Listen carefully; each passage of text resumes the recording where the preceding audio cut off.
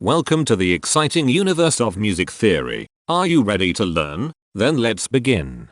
Today we will talk about scale 4045, Gyptygic, which sounds like this.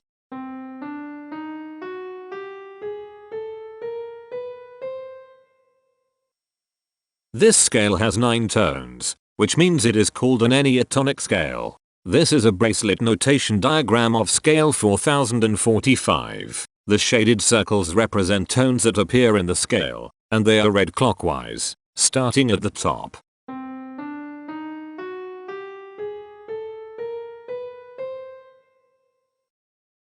The pitch class set for this scale is 0, 2, 3, 6, 7, 8, 9, 10, 11. The Fort class is 9, 3. This set is not prime.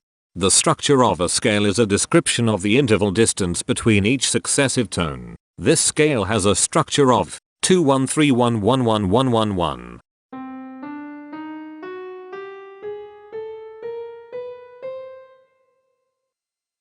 The binary representation of this scale is determined by mapping tones of the scale to binary digits.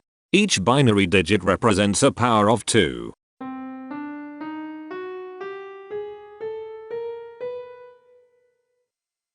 To get the scale number, we add the powers of 2 together.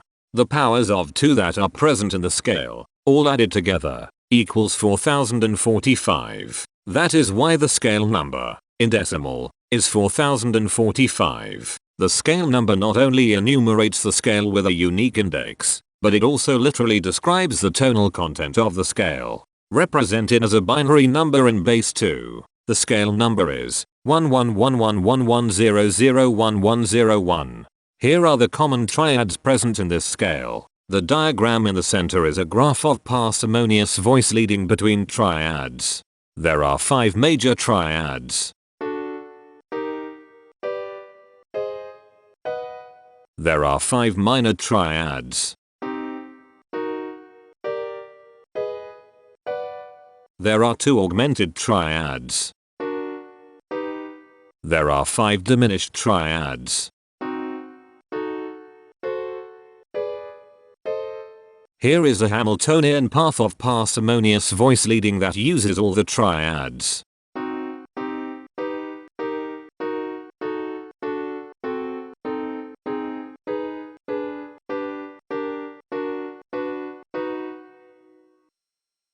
This scale has 9 modes. The first mode is itself. The second mode is scale 2035, also known as Gyptygic. It sounds like this.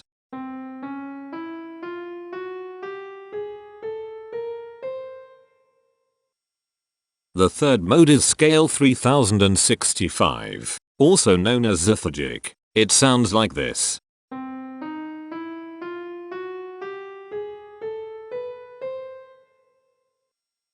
The fourth mode is scale 895, also known as Gyptygic. It sounds like this.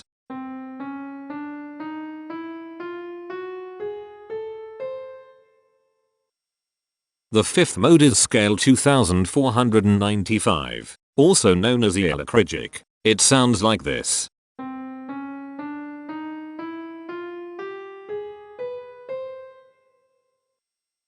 The sixth mode is scale 3295, also known as Gyptygic. It sounds like this.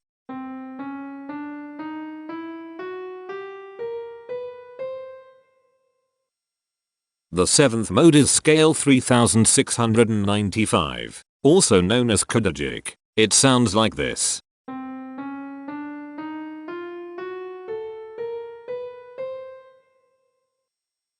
The eighth mode is scale 3895, also known as Gyptygic. It sounds like this.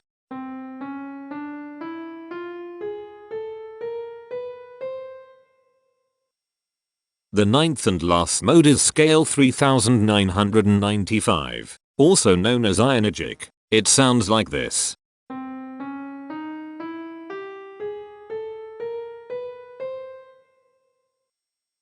Imperfections are tones that have no tone, a perfect fifth interval above them. This scale has 3 imperfections. They are at positions here, here, and here. Hemitones are instances where two tones in the scale are a semitone apart. This scale has 7 hemitones. They are at positions here, here, here, here, here, here, and here. Cohemitones are instances where two hemitones are beside each other. This scale has 5 cohemitones. They are at positions here, here, here, here, and here. The distribution spectra describes the size of each of the scale steps, which in turn describes how evenly spaced the tones are. A generic interval is how many scale steps are between one tone and another. A specific interval is how many semitones apart they are. The generic interval of one scale step comes in 3 different specific interval sizes: 1 semitone, 2 semitones, and 3 semitones. The spectrum width of this generic interval is the highest, 3, minus the lowest, 1, which equals 2. The generic interval of 2 scale steps comes in 3 different specific interval sizes: 2 semitones, 3 semitones, and 4 semitones. The spectrum width of this generic interval is 2. The generic interval of 3 scale steps comes in 4 different specific interval sizes: 3 semitones, 4 semitones, 5 semitones, and 6 semitones. The spectrum width of this generic interval is 3. The generic interval of 4 scale steps comes in 4 different specific interval sizes: 4 semitones, 5 semitones, 6 semitones, and 7 semitones. The spectrum width of this generic interval is 3. The generic interval of 5 scale steps comes in 4 different specific interval sizes: 5 semitones, 6 semitones, 7 semitones, and 8 semitones.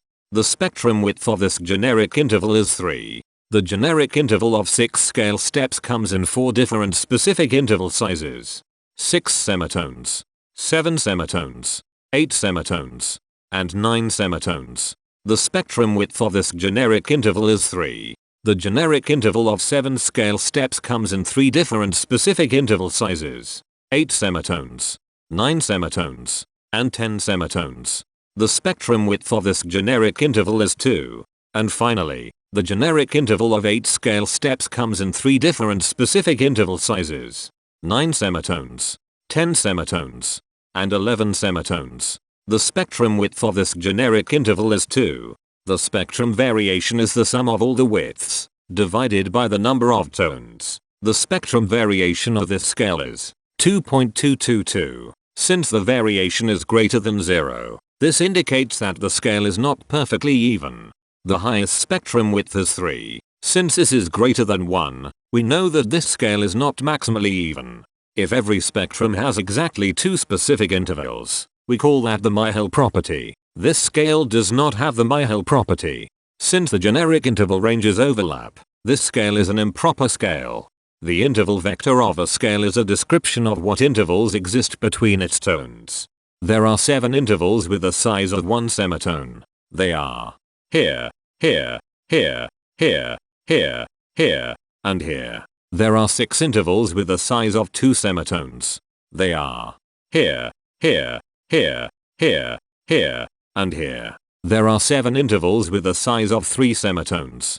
They are here, here, here, here, here, here, and here. There are 7 intervals with the size of 4 semitones. They are here, here, here, here, here, here, and here. There are 6 intervals with the size of 5 semitones. They are here, here, here, here, here, and here. There are 3 intervals with the size of 6 semitones. They are here, here, and here. Each interval does not appear in this scale a unique number of times, so this is not a deep scale. Heteromorphisms are comparisons between every interval in a set. They can be classified as contradictions, ambiguities, and differences. A contradiction exists when a small generic interval has a bigger specific size than a larger generic interval. For example, if a generic third interval has a larger size in semitones than a generic fourth interval, that is a contradiction. The number of contradictions in this scale is 64. An ambiguity exists when 2 intervals have the same specific size, but they have different generic intervals. For example, If a generic fourth and a generic third interval are the same size in semitones, that is an ambiguity. The number of ambiguities in this scale is 107. A difference exists when two intervals have the same generic size, but different specific sizes. For example, a major third and a minor third both have the same generic size, but they have different sizes when measured in semitones. The number of differences in this scale is 194. The coherence quotient measures the proportion of ambiguities and contradictions among a set's intervals. A scale with a higher coherence quotient is a good candidate for musical usefulness. The coherence quotient is 0.63. The sameness quotient measures the proportion of heteromorphic differences among a set's intervals. A scale with a higher sameness has fewer differences, so it is also a good candidate for musical usefulness.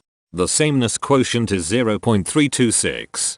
This scale has no reflective symmetry. This scale has a different pattern of intervals ascending and descending, so it is not palindromic. This scale has no ridge tones.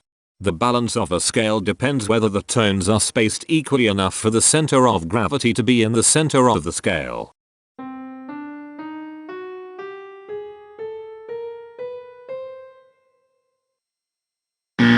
This scale is not balanced. The inverse of a scale is a mirror image. It is what you get when the sequence of intervals is reversed. The inverse of this scale is scale 1663, also known as Gyptygic. This scale is chiral. It cannot transform into its inverse by rotational transformation. This scale has no rotational symmetry. For even more detail about this scale, visit ianring.com/musictheory/scales/4045. If you found this video informative, please consider supporting this channel by becoming a patron. Of course, not everyone has the means to support a project like this one financially, and that's okay. But if you are able to spare just $1 a month, your help is deeply appreciated. It will not only allow others to continue enjoying this series for free, but will also go toward improving the quality and quantity of music theory resources we can provide. Go to patreon.com/musictheory and join others like yourselves who totally geek out on all this nerdy stuff. Thank you to these Patreon patrons.